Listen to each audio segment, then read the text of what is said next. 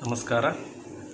ದಾವಣಗೆರೆ ವಿಶ್ವವಿದ್ಯಾನಿಲಯದ BA 5ನೇ ಚಾತುರ್ಮಾಸದ ಐಚ್ಛಿಕ ಕನ್ನಡ ಪತ್ರಿಕೆ ಕನ್ನಡ ಭಾಷಾ ರಚನೆ ಮತ್ತು ಸ್ವರೂಪ ಅವಧಿ 21 ಘಟಕ 1 ಧ್ವನಿರಚನೆ, ಪದರಚನೆ, ವಾಕ್ಯರಚನೆ. ಇದರಲ್ಲಿ ವಾಕ್ಯರಚನೆಯನ್ನು ತಿಳಿಯಬಹುದು. ಕಲಿಕಾ ಉದ್ದೇಶಗಳು: ವಾಕ್ಯರಚನೆ ಬಗ್ಗೆ ತಿಳಿಯುವುದು. ಕಲಿಕಾ ಫಲಿತಾಂಶಗಳು: ವಾಕ್ಯರಚನೆಯನ್ನು ವಿದ್ಯಾರ್ಥಿಗಳು ಗ್ರಹಿಸುವರು. ವಾಕ್ಯರಚನೆ: ನಾವು ನಮ್ಮ ಮನಸ್ಸಿನ ಭಾವನೆಗಳನ್ನು, ನಮ್ಮ ಅಭಿಪ್ರಾಯಗಳನ್ನು ಇತರರಿಗೆ ಮಾತುಗಳ ಮೂಲಕ ಅಥವಾ ಬರವಣಿಗೆಯ ಮೂಲಕ ತಿಳಿಯಪಡಿಸುತ್ತೇವೆ. ಉದಾಹರಣೆ: ದೇವರು ಲೋಕವನ್ನು ಕಾಪಾಡುವನು, ಭೀಮನಿಂದ ಕೀಚಕನು ಕೊಲ್ಲಲ್ಪಟ್ಟನು. ಹೀಗೆ ಮೇಲೆ ಹೇಳಿರುವ ವಾಕ್ಯಗಳು ಪೂರ್ಣ ಅರ್ಥವನ್ನು ಕೊಡುತ್ತವೆ.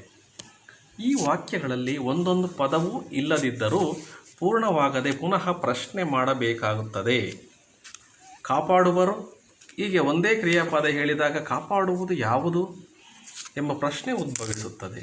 ಪೂರ್ಣಾರ್ಥವನ್ನು ಕೊಡುವುದಿಲ್ಲವಾದ್ದರಿಂದ ಇದನ್ನು ವಾಕ್ಯ ಎನ್ನಲಾಗುವುದಿಲ್ಲ. ದೇವರು ಲೋಕವನ್ನು: ಹೀಗೆ ಕರ್ತೃ ಕರ್ಮ ಹೇಳಿದಾಗ ದೇವರು ಲೋಕವನ್ನು ಏನು ಮಾಡಿದನು ಎಂಬ ಪ್ರಶ್ನೆ ಹೇಳುವುದು, ಆಗ ಕ್ರಿಯಾಪದ ಬೇಕೇ ಬೇಕಾಗುವುದು. ಭೀಮನಿಂದ ಕೊಲ್ಲಲ್ಪಟ್ಟನು ಎಂದಾಗ ಕೊಲ್ಲಲ್ಪಟ್ಟವನು ಯಾರು ಎಂಬ ಪ್ರಶ್ನೆ ಉದ್ಭವಿಸುತ್ತದೆ.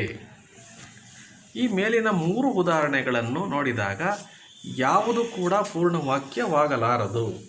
ಹಾಗಾದರೆ ವಾಕ್ಯ ಎಂದರೇನು?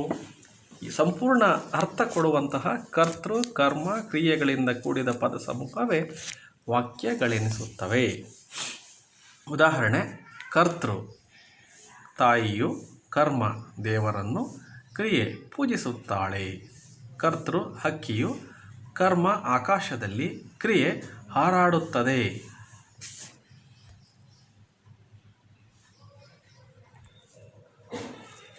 ವಾಕ್ಯದ ಭೇದಗಳು: ಸರಳ ಅಥವಾ ಸಾಮಾನ್ಯ ವಾಕ್ಯಗಳು, ಸಂಯುಕ್ತ ಅಥವಾ ಸಂಯೋಜಿತ ವಾಕ್ಯಗಳು, ಮಿಶ್ರ ವಾಕ್ಯಗಳು, ಕ್ರಿಯಾವಾಕ್ಯಗಳು, ನಿಷೇಧ ವಾಕ್ಯಗಳು, ಸಂಭಾವನಾರ್ಥಕ ವಾಕ್ಯಗಳು, ಪ್ರಶ್ನಾರ್ಥಕ ವಾಕ್ಯಗಳು. ಅವಧಿಯ ಸಾರಾಂಶ: ವಾಕ್ಯ ರಚನೆಯನ್ನು ತಿಳಿಯಲಾಗಿದೆ. ಪರಾಮರ್ಶನ ಗ್ರಂಥಗಳು: ಕನ್ನಡ ಮಧ್ಯಮ ವ್ಯಾಕರಣ ತೀನಂ ಶ್ರೀಕಂಠಯ್ಯ, ಕನ್ನಡ ವ್ಯಾಕರಣ ದರ್ಪಣ ಕನ್ನಡ ಸಾಹಿತ್ಯ ಪರಿಷತ್ತು, ಕನ್ನಡ ವ್ಯಾಕರಣ ದರ್ಪಣ MV ನಾಗರಾಜರಾವ್, ಸುಲಭ ಕನ್ನಡ ವ್ಯಾಕರಣ ಕೃ ನಾರಾಯಣರಾವ್. ನಮಸ್ಕಾರ.